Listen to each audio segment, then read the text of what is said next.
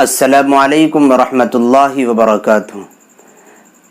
ناظرین، آج کی اس ویڈیو میں ہم آپ کو داڑھ کی درد کے لیے ایک دعا اور ایک عمل بتلا رہے ہیں۔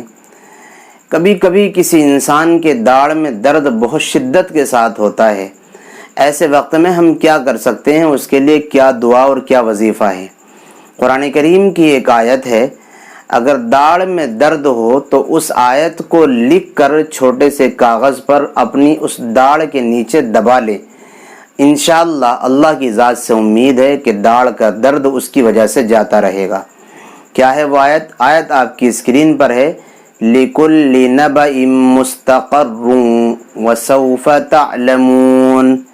اس آیت کو ایک چھوٹی سی پرچی پر لکھ لیں، یا اگر خود لکھنا نہیں آتا تو کسی سے لکھوا لیں، اور جس داڑھ میں درد ہے اس داڑھ میں اس کے نیچے اس کو دبا لیں، اور یقین رکھیں کہ اللہ تبارک و تعالی آپ کو اس کے ذریعے سے شفا دے دے گا۔ یقین ضروری ہے، بغیر یقین کے شفا نہیں ہوگی۔